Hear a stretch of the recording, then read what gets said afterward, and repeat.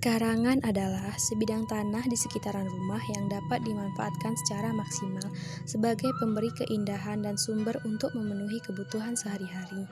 Seperti yang kita ketahui sekarang ini, kita sedang dirundung musibah yaitu COVID-19. Musibah tersebut menyebabkan semua orang diharuskan untuk berdiam diri di rumah. Nah, mungkin kegiatan bertani di rumah ini dapat membantu untuk memenuhi kebutuhan sehari-hari. Selain itu, juga dapat menghindari kita dari rasa bosan saat dirumahkan dengan memanfaatkan perkarangan sebagai medianya. Assalamualaikum warahmatullahi wabarakatuh. Saya Windy Oliviandari. Sayur organik adalah hasil pertanian, khususnya sayuran yang memenuhi kaidah-kaidah pertanian organik.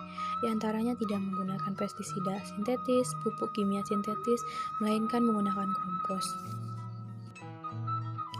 Biasanya untuk budidaya tanaman, teknik yang lazim digunakan yaitu teknik bertanam secara horizontal. Namun dalam teknik itu tentu saja membutuhkan lahan yang cukup luas. Dan yang menjadi masalahnya, perkarangan tidak memiliki ukuran yang cukup luas. Nah, selanjutnya saya akan menjelaskan bagaimana metode menanam secara vertikal ini. Teknik bercocok tanam secara vertikultur ialah menanam tanaman secara vertikal dari bawah ke atas. Untuk media tanamnya dapat menggunakan campuran tanah dengan sabut kelapa. Selain itu, wadah yang kita gunakan adalah limbah dari plastik. Hal positif yang dapat kita ambil adalah tentu saja akan dapat mengurangi sampah yang ada. Baiklah, yang pertama itu adalah pembuatan instalasi vertikultur. Adapun alat dan bahan yang diperlukan adalah seperti botol plastik, paku, tali, bibit tanaman, lalu sabut kelapa, lalu pupuk organik, dan juga papan. Pertama kita menyiapkan media plastik bekas, lalu kita beri pori-pori di sampingnya, dilubangi untuk memberi celah kepada air untuk keluar. Yang kedua, lalu masukkan media tanam yang sudah kita siapkan, yaitu campuran tanah dan sabut kelapa. Kemudian media yang sudah dibuat tadi diletakkan kepada rak yang sudah disiapkan, yaitu 3 deretan. Yang kedua itu persiapan bibit. Bibit yang kita siapkan itu adalah bibit yang memiliki akar dangkal dan cukup ringan. Ditanam setelah ukurannya setara. Adapun biasanya bibit yang digunakan itu adalah sawi, kangkung, daun bawang dan seledri. Yang ketiga itu teknik penanaman. Penanaman kita lakukan setara agar hasilnya tingginya setara.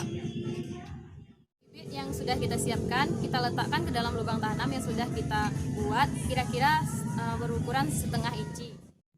Yang berikutnya itu teknik pemeliharaan. Pemeliharaan dilakukan dengan cara penyulaman. Penyulaman dilakukan untuk membuat tanaman yang mati agar setara tumbuh dengan tanaman yang lainnya.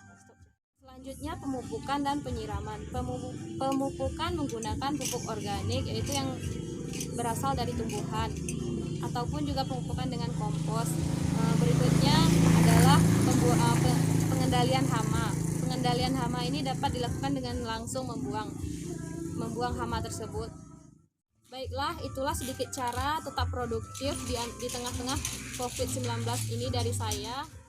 Dalam prakteknya, tentu saja pemilik sayuran harus rajin membuang daun yang busuk atau mati untuk menghindari tanaman lain terkena pengaruh dari daun tersebut. Sekian dari saya, lebih dan kurang saya mohon maaf. Terima kasih. Berikut adalah beberapa contoh penerapan metode vertikultur ini. Hold me close till I get up. Time is barely on our side.